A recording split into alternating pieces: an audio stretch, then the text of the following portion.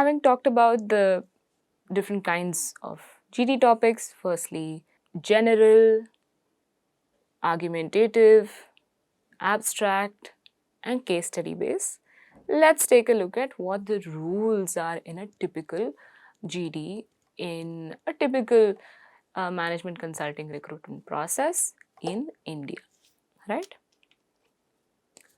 Generally, GDs last for 10 minutes and have about 8 members, 7 to 9 members, not more than 9 members generally.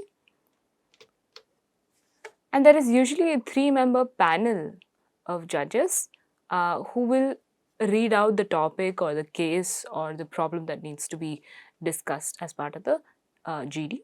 And this takes about 1 minute from the 10 minutes that have been allocated for one iteration of the group discussion. Then usually 1 minute is allocated for the leader to set the direction or the context for the topic.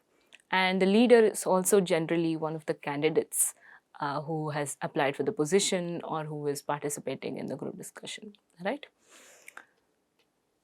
And then 7 minutes are allocated for the other members to take the discussion forward.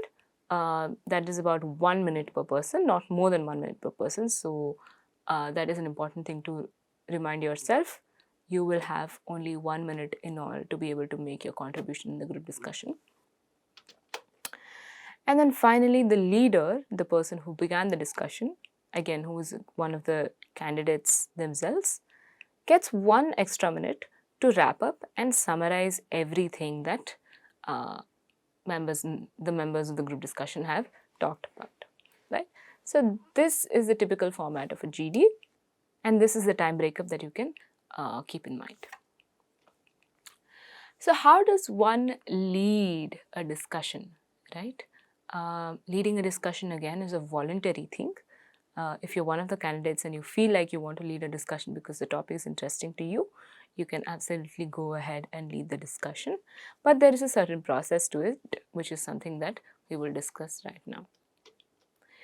Listen carefully first to the topic and jot down notes, right? As soon as the topic is read out, please be careful to note down every single important keyword and see whether you have understood the topic properly and correctly, and see if there are any potential misunderstandings that might happen, and try to avoid those misunderstandings by listening very, very carefully to the topic that has been read out. And volunteer to start only if you have a meaningful point to say. If you have not understood the topic, or if you feel like you need a little bit more elaboration to be able to say something meaningful about the topic, it would be better not to volunteer.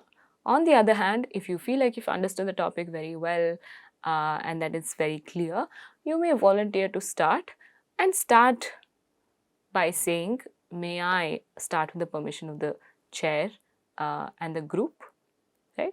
So that is a very polite way of asking to lead the group discussion. Once you've been granted permission by the judges or the panel and the other members of the group to lead the discussion, summarize the topic. Make a topic statement, which is a simple summary, 1-sentence summary of what the topic is about. Give the general opinion on the topic, what the general opinion of the popular masses is about regarding the topic. Then give your specific views on the topic, and then set the direction for discussion. And once the group discussion commences, please remember to take notes throughout because you are the person who's going to be doing the summary and the wrap up at the end as well, which means all the different perspectives and the different points that your peers make will be very, very useful and absolutely necessary for you to make the summary. Do not add new points in the summary. No matter how many new and interesting things you have come up with during the course of the discussion, if they have not been touched on by somebody who's already talked about it during the discussion, then it doesn't make sense for you to hold space with your own views at the end of it. So a summary should be just that, a summary of what you have said in the past and what everyone else has said in the past. No new points should be added here. One important point to remember before you think about leading a discussion, or even if you feel like you might not be the right fit for leading a discussion in many cases, you don't have to know everything about the topic, right? It is not necessary that you know everything about the topic. It just is necessary that you understand what the topic is about and that you are able to facilitate a discussion on the topic, right? You don't need to be making all the important points right away in the first 1 minute. You just need to be able to set a direction for discussion, right? And that does not require a lot of background knowledge or in-depth knowledge about the topic. It just requires the ability to tease out what a potential direction for discussion can be and how fruitful can that be for the next 10 minutes. So these are questions that you can ask yourself before you decide to volunteer to lead the discussion. So example of an effective opening in a GD. Suppose you are leading a GD and you want to open it. You want to be the first person talking. How can you go about it? So let's look at an example here.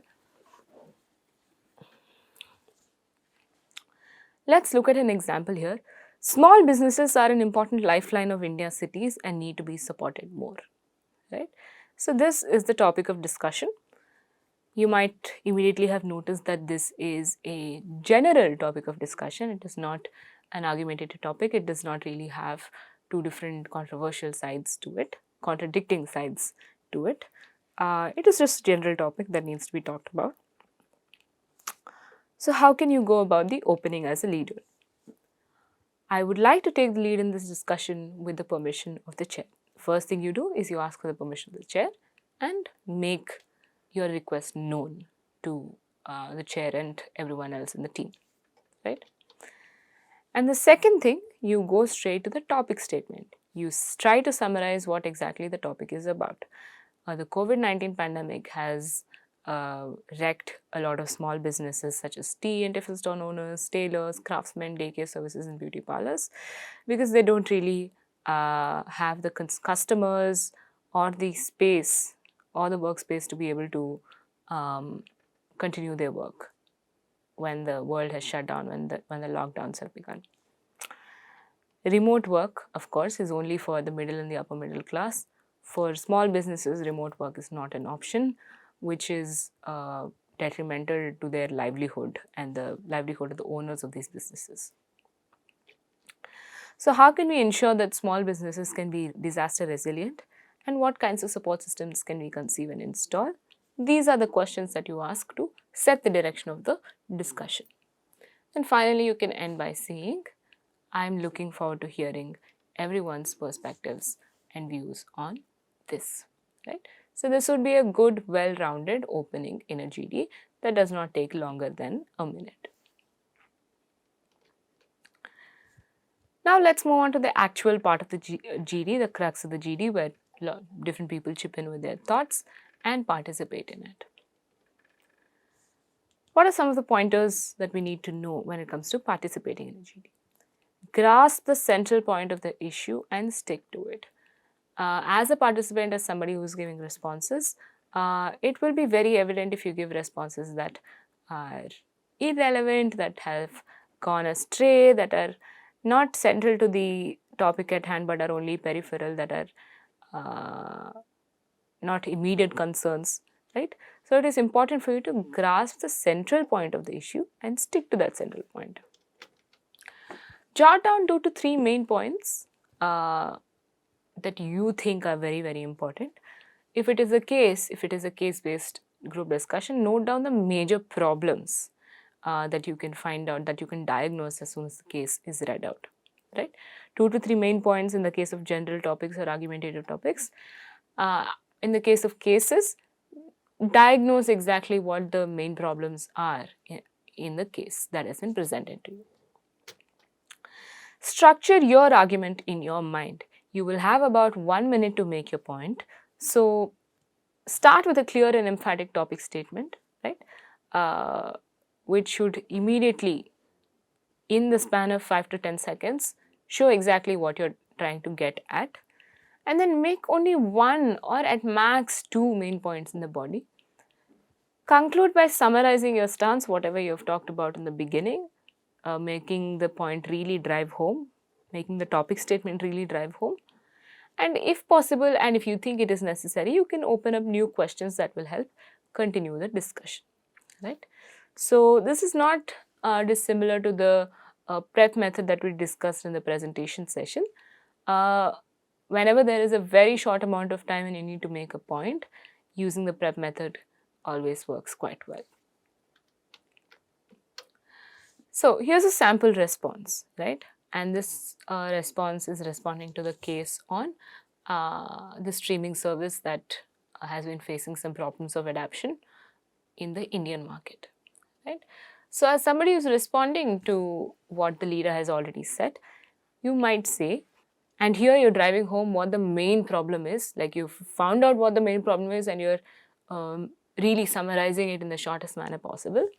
You would say the two major problems that the streaming service is facing are lack of local content and their lack of affordability, right? Their affordability is too low, right? To improve affordability while still breaking even, the company could explore a mobile-only plan for a much cheaper price, given that most Indians get their entertainments from mobile devices. This is your point number one. Your topic statement is done. Your topic statement has described the problem. Point number one has given an immediate first solution, right? A solution that is to explore a mobile-only plan for a much cheaper price, especially given that most Indians get their entertainment from mobile devices. The third point is your second solution to the second problem that has been described, which is to improve lack of local content. The streaming service can collaborate with budding content creators on social media to come up with original content, but with low production cost, right? So that's another solution that you are suggesting as somebody who's responding to the problems that have been described. And then finally, you can end with a sentence on how this could help improve the rate of adoption among Indian consumers. And if you like, you can conclude with another question about what other people think on the solutions, what other people think about the solutions you've suggested, and whether they have any contradictions and challenges and suggestions to improve these solutions. Right? So that's a sample GD response. Again, another response that is shorter than a minute and makes the point in the most concise and succinct manner possible. Participating in a GD, here are some useful phrases that you can implement whenever you're participating in a GD. Suppose you want to make a point. You can use the phrases such as, I'd like to note here that, one point that I want to make is that, right? Making a point where you're just trying to drive home the main point that you're trying to, that you've come up with, right? Which is not necessarily contradicting something or which isn't undermining something else or which isn't comparing two different stances. It is just a point in itself. So you can use phrases such as, I'd like to note here that, one point that I want to make is that, and so on. However, on the other hand, if you're disagreeing with somebody on a particular point, you can use phrases such as, I beg to differ, but I disagree with you on that point. I'm sorry, but I must disagree with this because, right? So these are phrases that you can use when you want to disagree with somebody else on a particular point they have made. Agreeing with somebody, in some cases you might even agree very well with what somebody else has said and you want to show your agreement and your acknowledgement of the point that they've made. So you can say things like, I second your opinion and would also like to add that. Or you can say things like, I'm glad you mentioned that, right? In some cases, you might want to agree with somebody but have problems with one specific point that they've made within the larger point that they've made. Maybe you have some reservations about the argument, although you broadly and generally agree with the argument that they've made, right? So in such cases, you can use phrases such as, I see where you're coming from and I agree, but there's an error here. So you can say things like, I see where you're coming from and I agree, but I have the reservation. Right? And then you elaborate on the problems that you have with their argument. Or you can say things like, that may be valid, but only in certain circumstances. And then you go on to describe what circumstances in which that does not work, right? And the last category is interrupting. Interrupting is something that is generally not done, generally avoided in group discussions.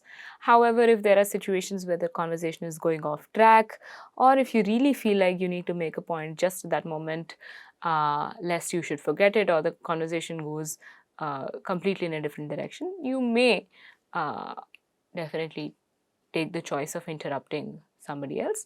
But it can be done in a very polite and respectful manner by using phrases such as, can I add something here?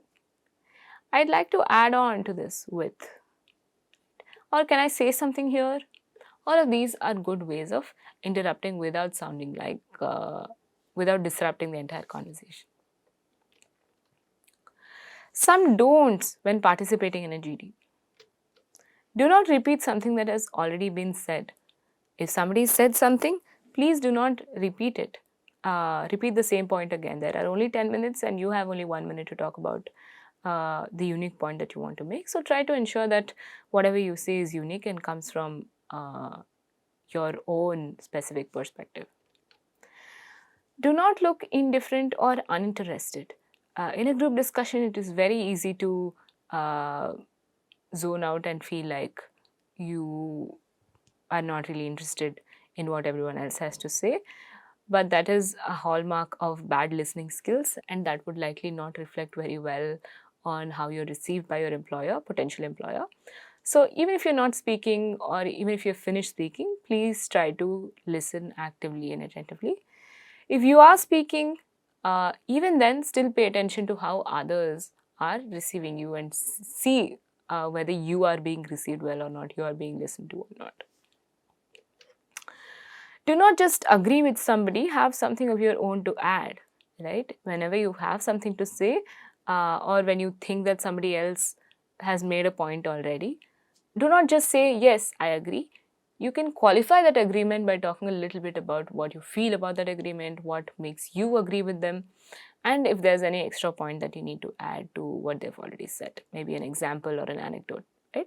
So don't just say, I agree. Say I agree, but also add a little bit of your own experience, anecdotes, and your own knowledge to make the conversation richer. Do not try to dominate the group. This is a discussion, not a debate, right? A group discussion works very differently from a debate. And again, I'm not trying to imply that debates are an okay space for one to be dominating. No. Trying to dominate the group or the debate is generally not good discussion practice or debate practice. So please refrain from doing that. And this point should be fairly self-explanatory. Don't make personal, sexist, casteist attacks or remarks. There is no place for them in a group discussion. Here are some sample topics that I want to show that you can take a screenshot of and practice at your home or with your peers. Ultimately, getting good at good group discussions is all about practice, so please use these sample topics to practice well. So I hope that was helpful. You may use these topics to work on your group discussion skills, and thank you very much for attending this session. See you soon.